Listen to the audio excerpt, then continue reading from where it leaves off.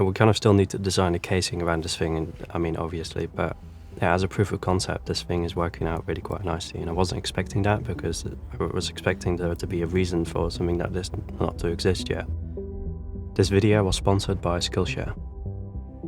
Alright, so I just came up with an idea of my Logitech MX Master broke a little while ago, and I did fix it by replacing the buttons.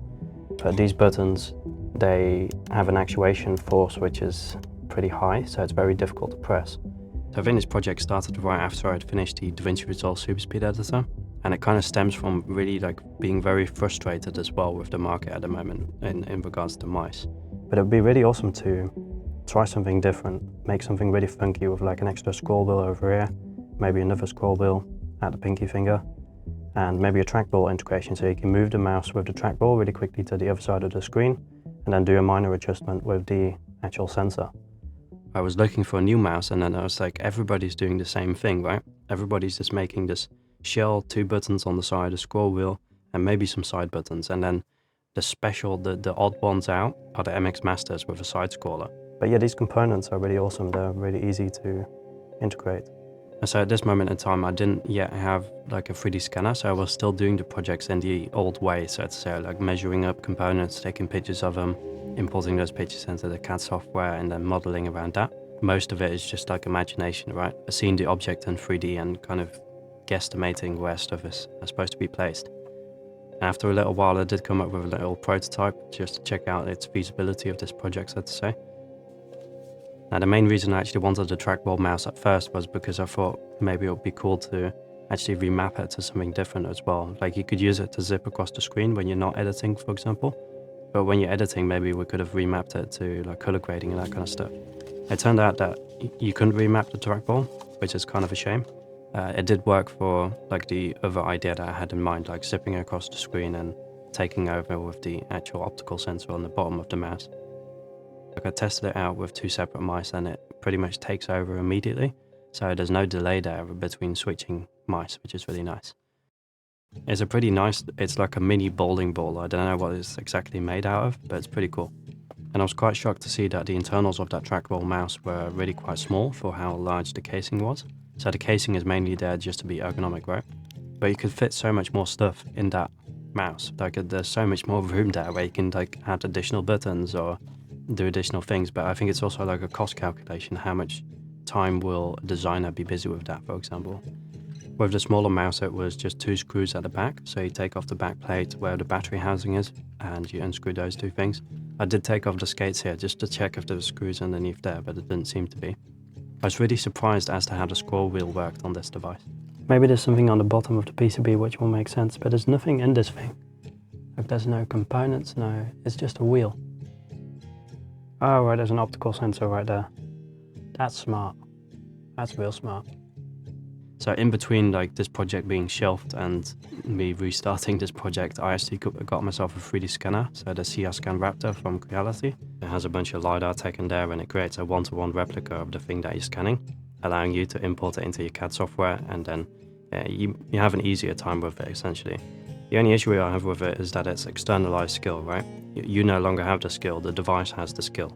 And so Grandad's caliper beats 3D scanner every day of the week. It's like, yeah, no electricity required, you just plonk it in your bag, you can use it anywhere. But you do need internal skill to actually use like a caliper to produce a mouse, for example. And if you value internalized skill, then you should definitely check out today's sponsor, Skillshare. So I actually remember watching these types of integrations in other people's YouTube videos and never really acting on it. And I kind of regret it now, because I've been checking out the Skillshare platform for about a week and I'm absolutely hooked. Like its content, it's really enjoyable to watch, but you're actually learning from it as well. Skillshare has a variety of categories ranging from art and illustration, film and video, photography, crafts and DIY are on there as well. And you're actually learning from people all across the world who are actually professionals in their field as well, right? So I've been taking this course from Marquez, and it's like bite-sized pieces, you know, 5 to 10 minute videos, just like on YouTube. And what I've noticed about Skillshare courses as well is that it's not limited to like a specific tool most of the time. Like you can definitely go on there and learn like a specific edit program, for example, but most of the content is like processes behind stuff, you know? And if you know the process behind it, then you can use any tool you want to achieve any kind of goal. And that's really important to me as well, because if the tool disappears, then the skill shouldn't disappear, right? But yeah, Skillshare has themes as well, so you're not actually taking a course from one specific creator, but it's kind of packaged with multiple creators in one thing, but then themed around a certain topic. So there's a link down below. The first 500 people to sign up through that link actually get a 1 month free trial, and I highly recommend you just check it out for that 1 month. If it doesn't work out for you, you can always cancel at the end of it, but I highly doubt that you will, because it's actually really quite great. Like, the content on there is just really high quality.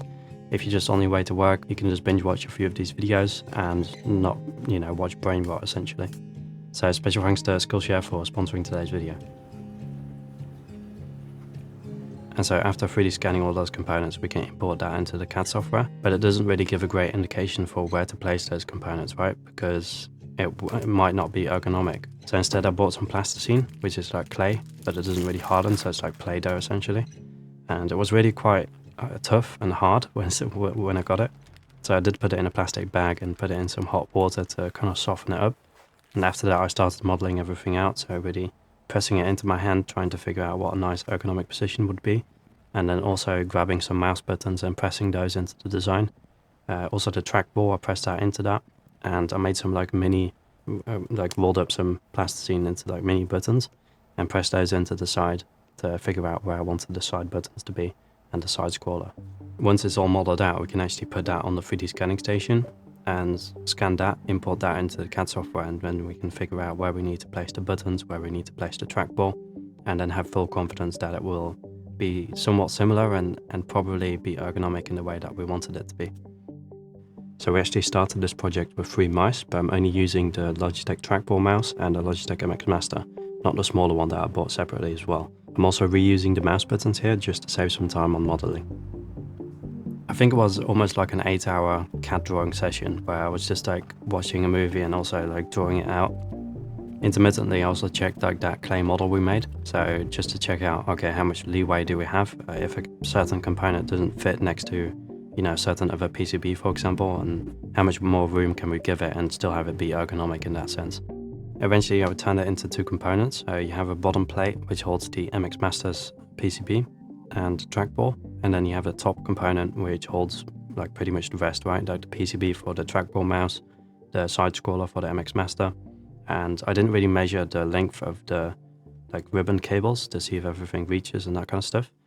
But yeah, I just sent it off to the printer. Worst case scenario, we print it again.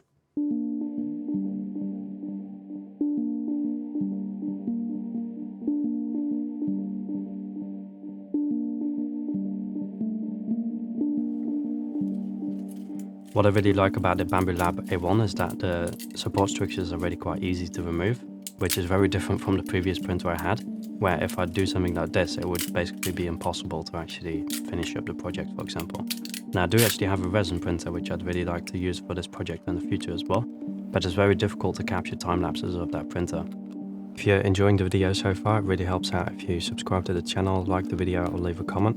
If you don't subscribe, then you might never see another one of my videos because it doesn't end up in your suggested feed and you might miss something. And so as this thing was coming together, I kind of liked the look of it as well because it's really like this DIY thing with a bunch of cables sticking out. And it reminds me of those old mice from Mad Cat. I actually had one of those, which also had like this cable sticking out the back, and that came back into the design as well. I don't think it did anything, but it was a really cool design that I really enjoyed. The PCB of the trackball mouse actually has wires installed for the AA battery, but I actually snapped those off, and then later, once I got like my AA battery enclosures, then I connect those wires to that and put the AA battery somewhere else. But I didn't really consider where I'd put the AA battery, to be honest. And so I also designed like a butterfly back, which just like supports your palm. But that actually had to be scrapped because I didn't consider the battery placement, and the battery just ended up over there. I just want to give a really big shout out to the supporters on Patreon. I truly appreciate it. Your support goes a really long way in these projects. Right, so I'd like to run you through the mouse as it is right now. So this scroll wheel, I kind of failed in that regard because it does work, but it only works as a scroll wheel.